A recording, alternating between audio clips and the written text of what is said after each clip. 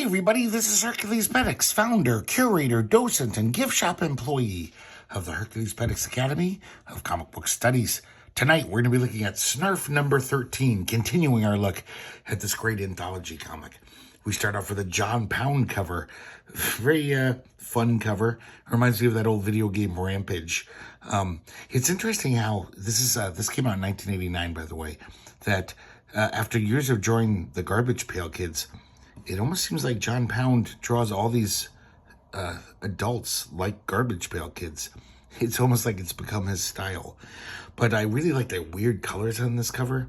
Very vibrant and just kind of beautiful all around.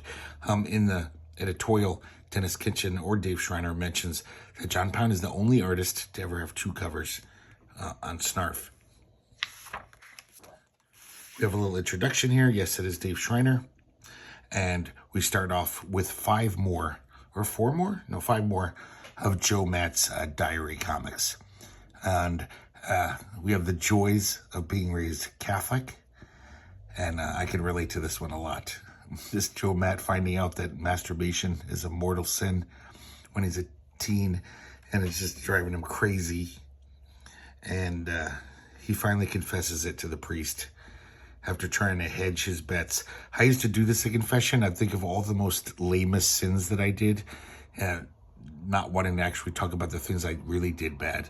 But I'd be like, oh yeah, I didn't clean my room when my mom told me to, instead of being like, oh yeah, the last week at Mass, the whole time I was thinking about having sex with this girl I know at school. I was like, I could never tell him that, but he does. And he doesn't feel better about it. He just feels stupid. So, of course, he goes back to his daily masturbation. Why I hate living in Montreal. He really just, that's what it is. It tells us all the negatives of living in Montreal. And we see some growing rifts with him and Trish. So all of these strips, no matter what the topic, we're following Joe Matt's life day to day, week to week.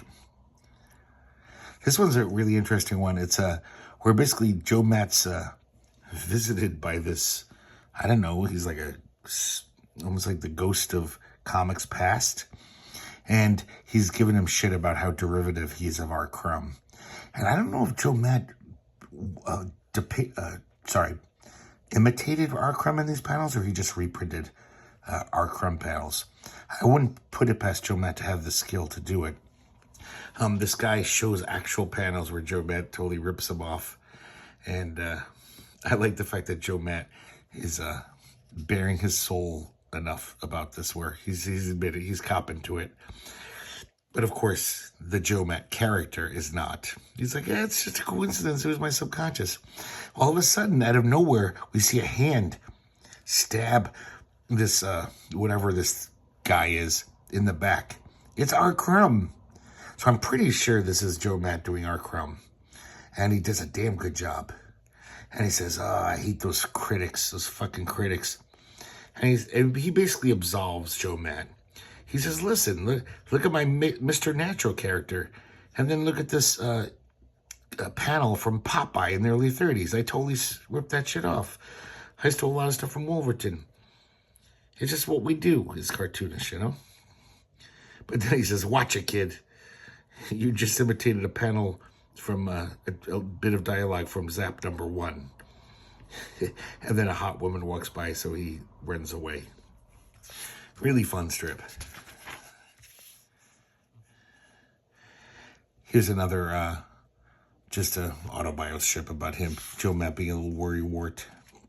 I guess him and Trish are on the outs now, even though they get back together at the end. But it does seem like it's not all, you know, rum cakes and reach arounds for their relationship anymore. This is a really good one. This is the stuff that Joe Matt eventually started being more and more playful with the strip. And I love this one where he's at the drawing board and he's like, God damn it, I'm tired of drawing these tiny panels. I want to draw some teeth, God damn it. And so we see the panels get bigger, and then he says, I'm sick of looking at you, you know, you little pipsqueak in there. And he grabs him and he eats him, the little Joe Matt. Really fun stuff. Now we have it says this is an example of a daily comic strip that Fulbert Sturgeon, a.k.a. Frank Stack, was trying to get syndicated. According to the editorial, it was rejected by every syndicate, so he's showing them off here. But I think it's fake, because this is almost like making fun of comic strips.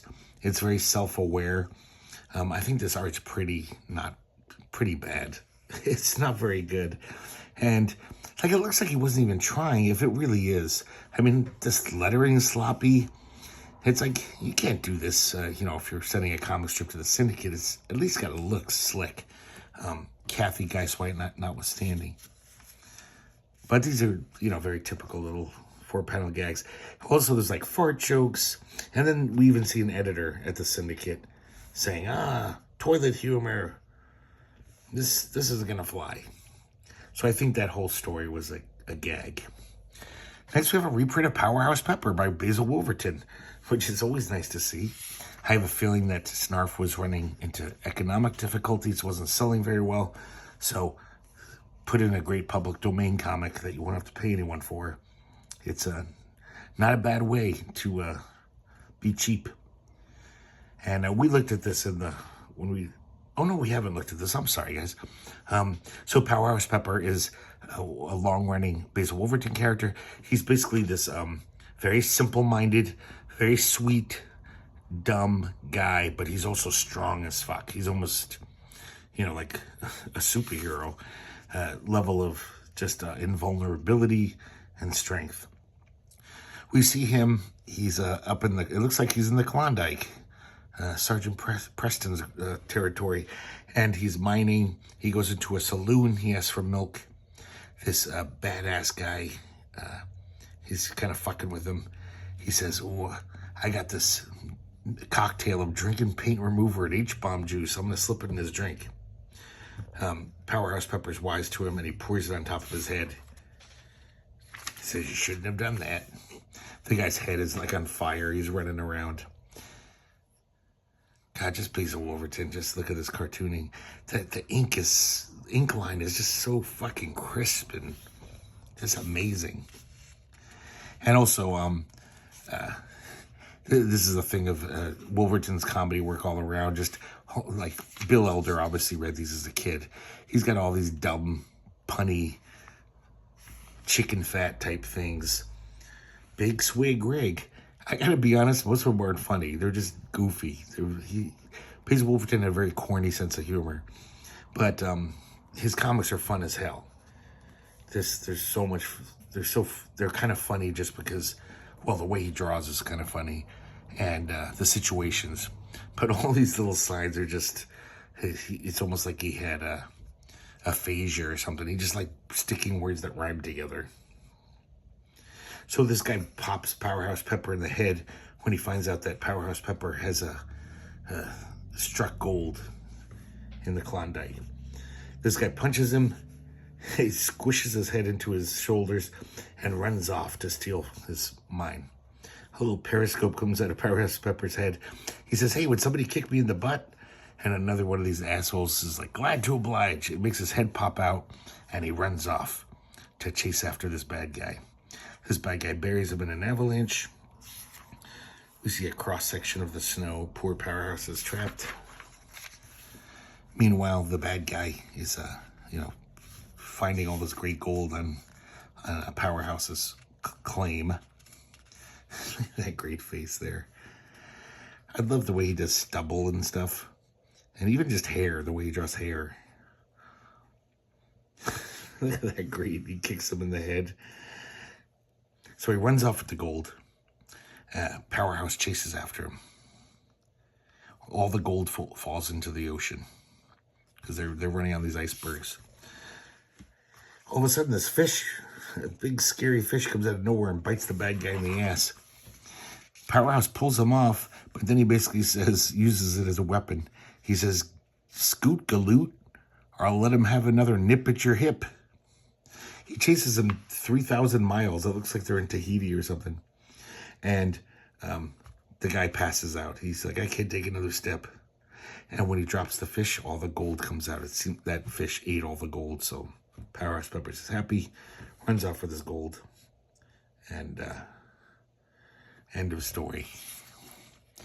Next, we have Droopy Drawers and Bikini Bear by Doug Allen. Doug Allen of Steven fame. It's just a weird little story.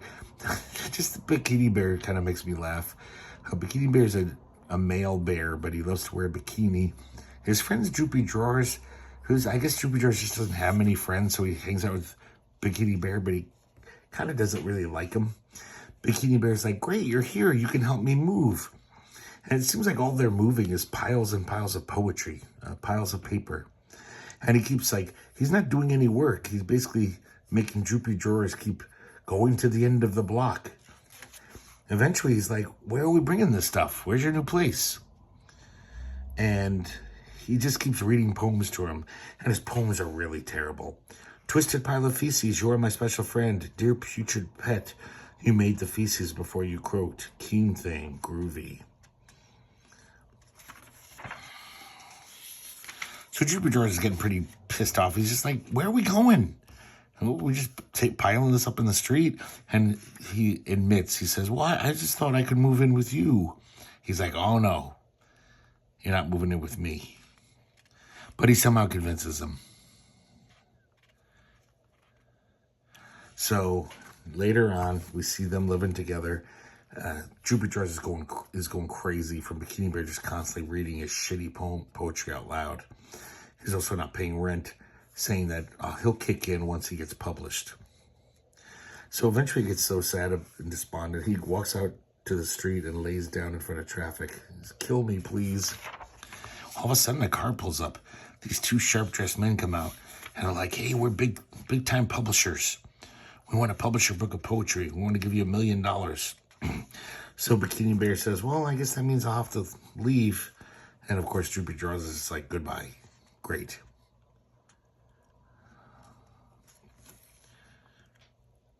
He gives Droopy Drawers a poem in farewell.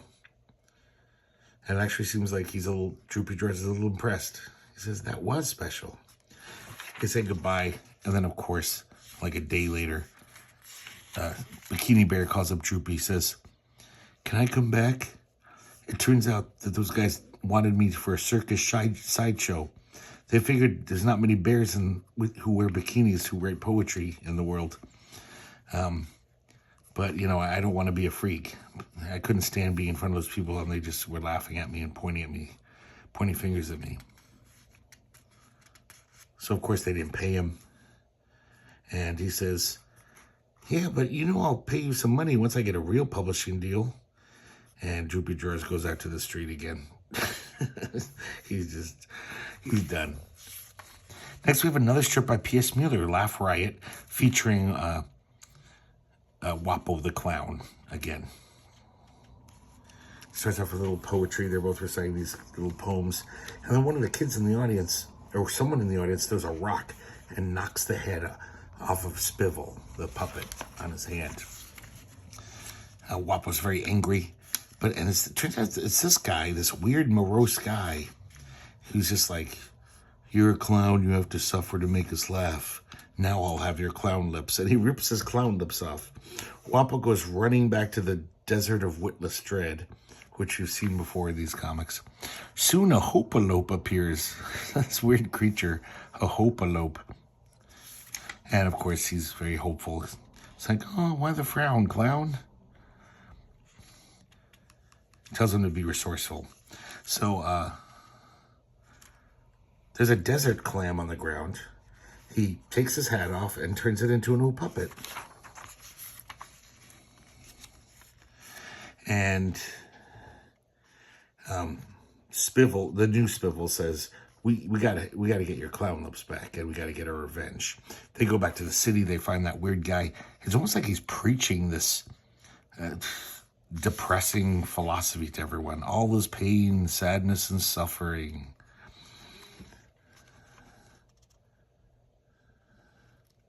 So Wapo gets the stick and starts beating the shit out of him with it, slapping him out across the face. And then, of course, they make a joke about it's just a bit of slapstick, and the crowd roars. Pretty goofy. Next, we have 2 more strips by Clayman and Villa, who we saw, I believe, last issue or the one before that. This first one is called Celebrity, about a woman who has a two-headed baby. The narrator is the woman's sister coming to visit her.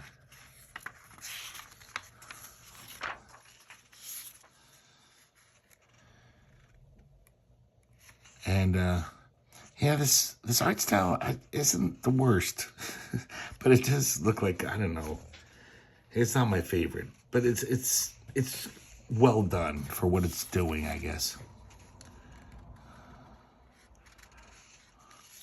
It's just a weird little story. And then it kind of segues more into about this narrator seeing a guy who asked her out 10 times and canceled every time, one of the doctors, and making eyes with him. And they kind of forget about the two-headed baby. Next is Removing a Girl's Bra, a public service by the same team. And this is pretty much exactly what it says it is.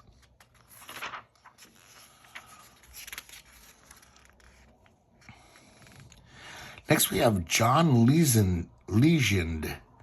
And this is by the great English cartoonist Jerzy Sostek. I really like this guy's style. It's very unique. You can tell this guy from a mile away. Everyone's blocky. Everyone's very bulky. And we see this guy John in his garden, just rhapsodizing about nature and how beautiful it is. He sniffs a flower, and a bee comes out of the flower, stings him in the nose. And then he steps on a sharp stone and cuts his foot, falls into a thorn bush. He totters out of the garden, and in his spasmodic pain throes, this rocker dude thinks he's making fun of, you know, his music and his dance, and he pokes his eye with his fingers as he says rock and roll is here to stay. Then a priest comes up and assumes that he's possessed by Satan because the way he's thrashing around in pain. So he stabs him with like a Swiss Army knife blessed by the Pope. So he's, of course, in even more pain. Then he stumbles into the sky with a power drill. The power drill lands right on his head. And then it's just spinning around his head, getting deeper and deeper. He's like, my brain, the agony. So they take him to the hospital. And, of course, they're out of anesthetic due to government cuts. So he's going to have to be awake through his whole operation. Some weeks later, his wife is telling him just like, John, you've been useless in bed ever since that operation. You won't brush your teeth. See a psychiatrist before you drive me insane. The psychiatrist is like, yep, you're impotent, all right. And, yeah, there's really nothing I can do for you. The rest of your life is going to be a shit show. Sorry. And I guess he tells him that because of the drill going in his head, he has a fear of penetrating or being penetrated. That's why he's impotent. So his wife leaves him. He gains all this weight because he's been trying to compensate. His friends all treat him with pity, and all the people on the street laugh at him. But then right then we see a fighter plane, and it gets hit by a bolt of lightning, which somehow short circuits the A-bomb it's carrying, the missile, and it makes it drop it over this town. The radio has been shorted. They can't even give a warning. Armageddon will result, they say, because it'll bring instant retaliation, and everyone in the town sees it coming. They're like, we have 5 seconds to live. And all these people try to atone in 5 seconds. This one woman says, 1 second, I reject my past sins and promise to devote the rest of my life to good works. So 1 second left. And then all of a sudden, it goes to the countdown 0, and everyone's fine. They look. They see that the A-bomb landed on John, and he's so soft and blubbery, it didn't explode. And everyone's talking about how they're going to build a statue to him, and how they're going to name their children after him. And And so it's just this poor fucker. It's just like this, almost like Job, where it just gets worse and worse for him. And then even when he dies, even though it's kind of heroic, it's not really heroic, but people are talking about him nicely, but they're still kind of just like, well, let's make it an abstract sculpture. He wasn't very good looking. Next, we have this artist, Eric Nesheim.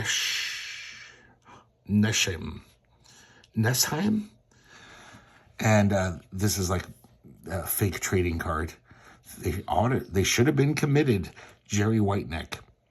And I don't know if this is true, but it sounds like this guy made his own cult. It's pretty funny. But of course, some things are so, in reality, are pretty fucking weird. So I don't know if it's true or not. But I kind of doubt it. I think he made it up. And then he does this. They walk among us. And these are just people who aren't that weird. Tex plays steel guitar at Wally's Bar in Indiana. Nanny Weiser, hairstylist nudist from Boca Raton, Florida. I do like his art style. These faces look great. And that's it for Snarf number 13. Another pretty fun issue. Wasn't as sold as this issue as I was by the past, 4 or 5. But hopefully next issue will perk up again. That's the nature of the anthology beast, I guess. Hope you guys like looking at it with me. And I hope to see you next time here at the Herculespetix Academy of Comic Book Studies.